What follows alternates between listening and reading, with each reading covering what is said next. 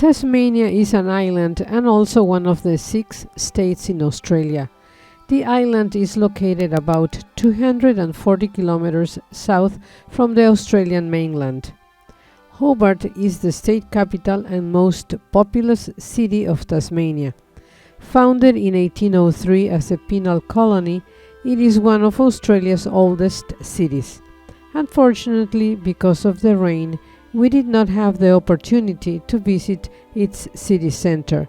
Instead, we headed towards Mount Field National Park, one of the oldest and most popular parks in Tasmania, and to the Salmon Ponds trout farm. Following are pictures I captured from the tour bus window that illustrate the beautiful Tasmanian countryside.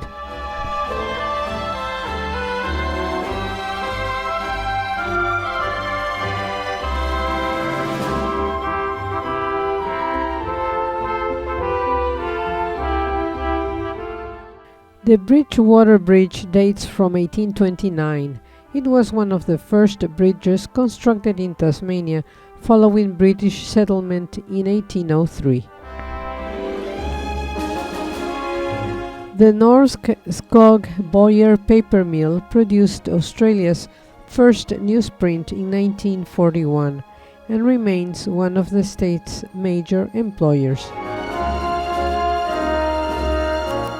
The Derwent Valley was settled in 1807, when the first of the 544 migrants resettled from Norfolk Island arrived in Tasmania.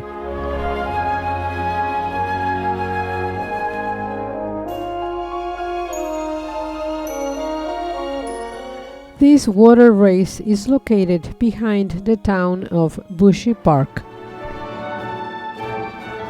The Glenora District School is approximately 53 kilometers from Hobart in the Derwent Valley beside the Styx River.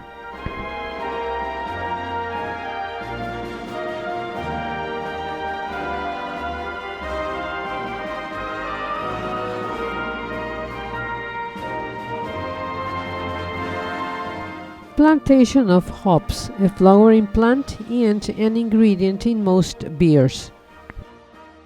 We finally made it to Mount Field National Park in the Central Highlands region of Tasmania, where the Russell Falls Creek is located. In 2013, Mount Field National Park was included in the Tasmanian Wilderness World Heritage Area, and this monument attests to it.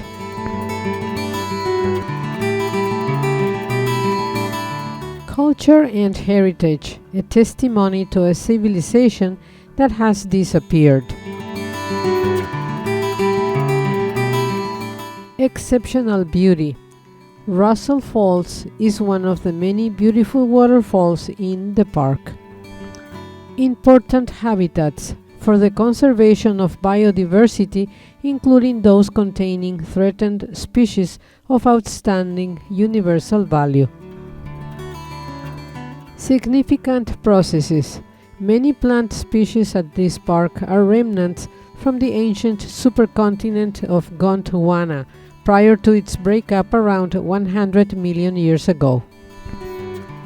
Evolutionary history. Rocks from every geological period of the Earth's evolution are present in the Tasmanian Wilderness World Heritage Area.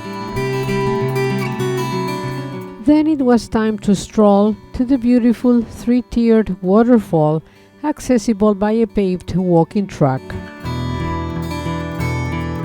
Monument in memory of William Crook, through whose efforts this park was reserved for the people of Tasmania. The forest in the national park is wonderful. The giant trees are covered in bright green moss, and the big fern trees are beautiful.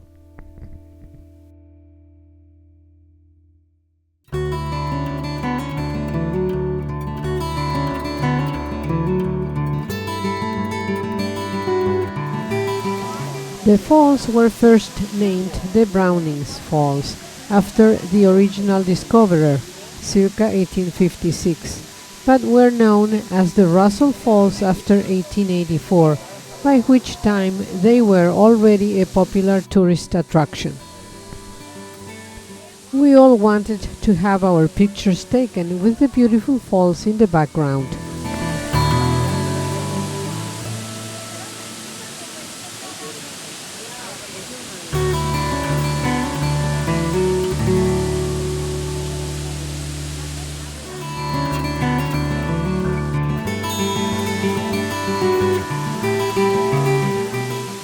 The waterfalls descends over horizontal marine Permian siltstone benches, while the vertical faces of the falls are composed of resistant sandstone layers.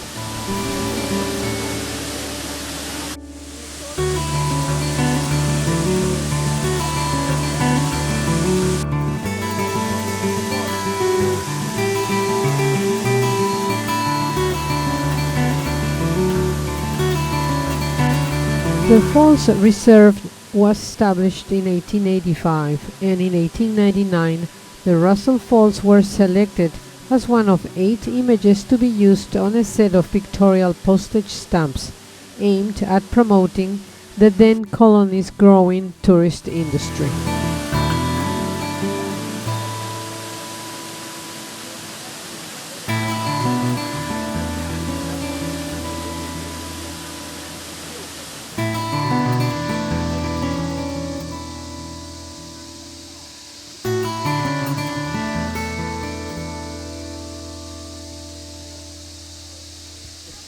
As mentioned before, the park offers stunning walks through enormous fern forests and some of the tallest trees in the world, as can be appreciated in this video clip.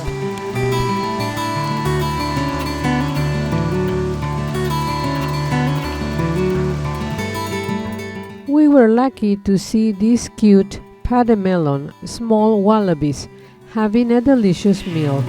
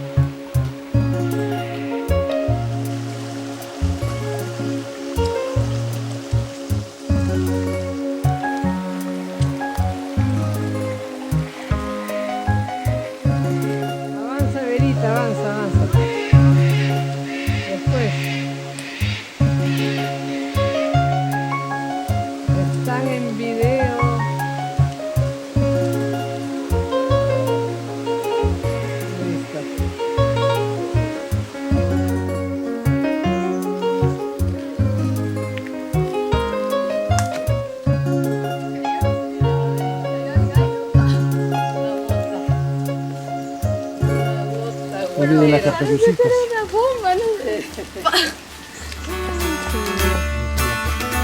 Eso. Adorning the visitor center was this art piece by Marcus Tattoon. And in the interior there was this display of local wild animals taxidermy.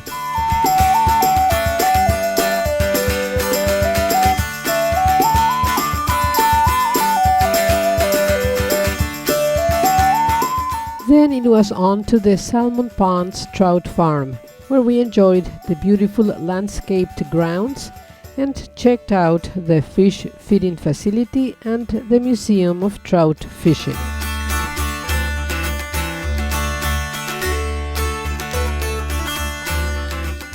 The cork oak is a medium-sized evergreen oak tree. It is the primary source of cork for wine bottle stoppers and other uses, such as cork flooring.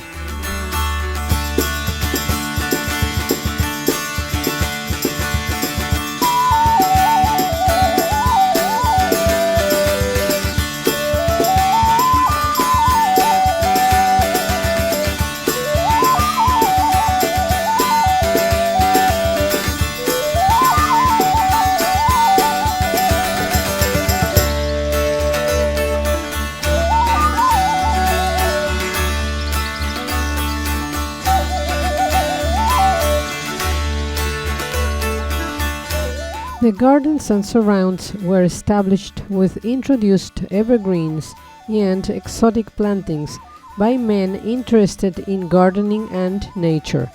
A significant number of the trees at the Salmon Ponds are 140 years old.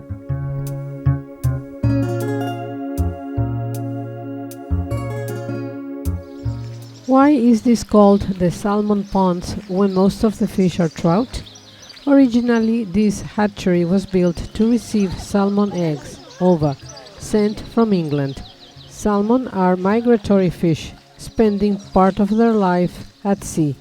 It was expected that once released, the fish hatched at plenty would return to the Derwent River. Unfortunately, that did not happen.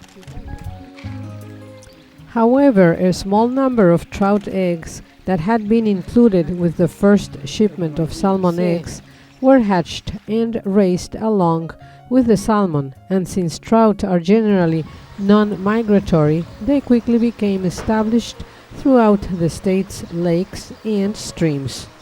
The foundation of today's valuable recreational fisheries had been laid. Antes han estado saltando por acá, pero ahora ya no quieren saltar. Sí. Poor old Tasmania. Taking a 360-degree video clip of the beautiful surroundings using a selfie stick. It's a showdown and heaven help them if they dare complain. Poor old Tasmania. People still kept in the dark. He tenido que contener la risa. At the Museum of Trout Fishing, you can find out about the changes in trout fishing over the years and discover some of the people, places, and events that make up Tasmania's rich angling history. Of Hobart so fair. I came here to sing to you, bring lovely things to you, beautiful music to share. But I had a wee fall in a cabaret hall, beginning a sordid affair. Poor old Tasmania, people still walking in chains. They don't know. Then we were on to the historic town of Richmond, where the Richmond Bridge, a heritage-listed arch bridge, is located. It is the oldest bridge still in use in Australia and the oldest stone span bridge in Australia. The foundation stone for the Richmond Bridge was laid in 1823, and construction continued using convict labor until completion in 1825. Unfortunately, because of the rain, we could not explore its landmark buildings, well-preserved cottages, pubs and shops that reflect life in a bygone era. However, we managed to visit Richmond's jail historic site. The Richmond jail is a convict-era building and is the oldest intact jail in Australia. Building of the jail commenced in 1825 and predates the establishment of the penal colony at Port Arthur in 1833. One of the tasks completed by the convicts who were held at Richmond jail was the construction of Richmond Bridge. Some faceless old farts. This is where the jail keeper lived, often with his family, before the new residence at the other end of the courtyard was built in 1833. Convicts quarried the stone and cut the timber to build Richmond jail. Most of the jail buildings have not been changed since. In 1834, 8 prisoners escaped from the jail by lifting floorboards in the room next door, then digging through the foundations into the outside yard. They masked their daring escape by singing loudly to cover the sound of their excavations. Magistrates handed out a tough range of punishments for a long list of crimes, some as petty as insolence to your master. This cell was a place of punishment where prisoners wore heavy leg irons. This hideous-looking device was indeed designed to capture a man. If stepped on, the jaws sprang shut in the victim's leg. It was used to catch poachers and trespassers.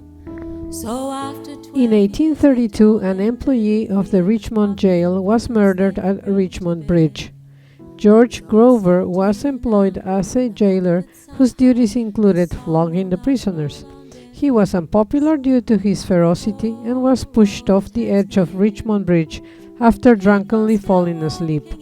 No one was convicted of his murder.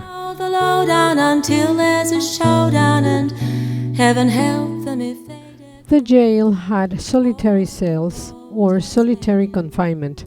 The idea was you could be placed in pitch darkness and complete silence for a period of 24 hours to 30 days. The time period depended upon what you were charged with. Female convicts could be sentenced for between 2 and 31 days of solitary confinement in these tiny, dark and silent cells. Punishment was often from 7 to 14 days. From a sadness I bear, it came from the time I cast pearls before swine in the city. And then it was time to say goodbye to Hobart. Following are pictures and video clips captured from the advantage point of our cabin balcony. Hobart Cenotaph, an Art Deco reinterpretation of a traditional Egyptian obelisk, also referred to as Hobart War Memorial, is the main commemorative military monument for the Australian state of Tasmania. It is located on a small rise overlooking the city and River Derwent. Mount Wellington is the summit of the Wellington Range, on whose foothills is built much of the city of Hobart. The mountain rises to 1,269 meters above sea level.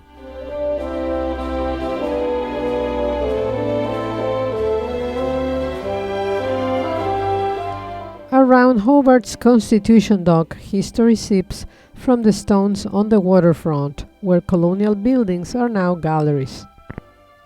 Close up to Hobart's city centre, the location of the General Post Office building that opened in 1905, and the Tasmanian Museum of Art Gallery that was established in 1846.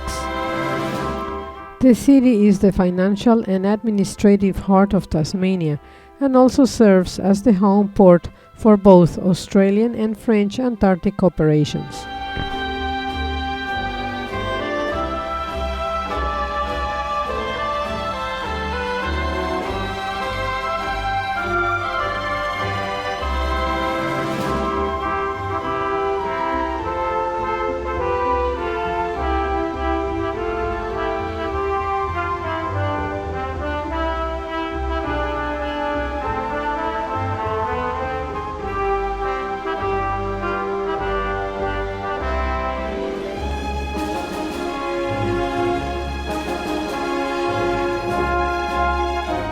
The Tasman Bridge is a 5-lane bridge crossing the Derwent River near the city centre of Hobart.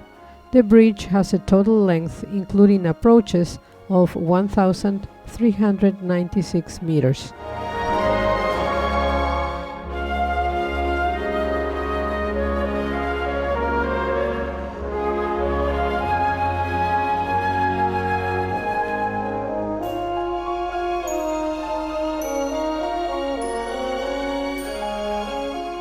In view Battery Point, a suburb of the city of Hobart and home to St. George's Anglican Church, designed by John Lee Archer in 1838 and built of sandstone.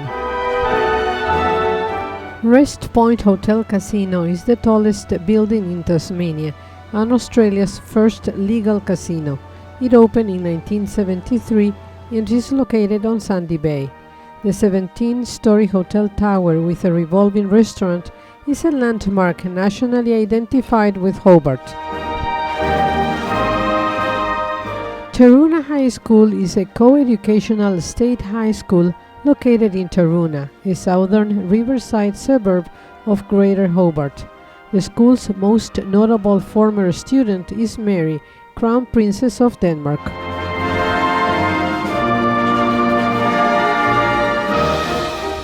Dinner was at the Grand Epernay dining room.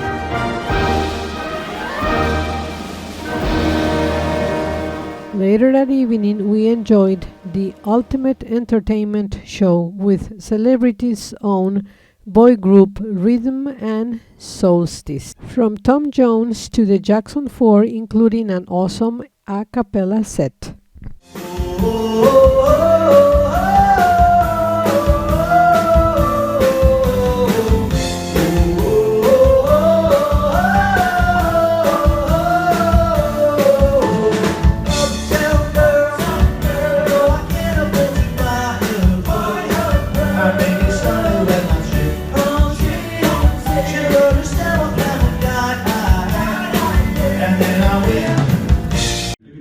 Blue moon, you knew just what I was there for. You heard me saying a prayer for someone I really did care for.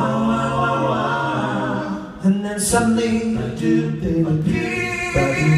before me, the only one my arms could ever hold. I heard somebody whisper, please adore me. But when I looked, that moon had turned to gold. Whoa, whoa, blue moon. Now I'm no longer alone, without a dream in my heart, without a love of my own, without a love of mine.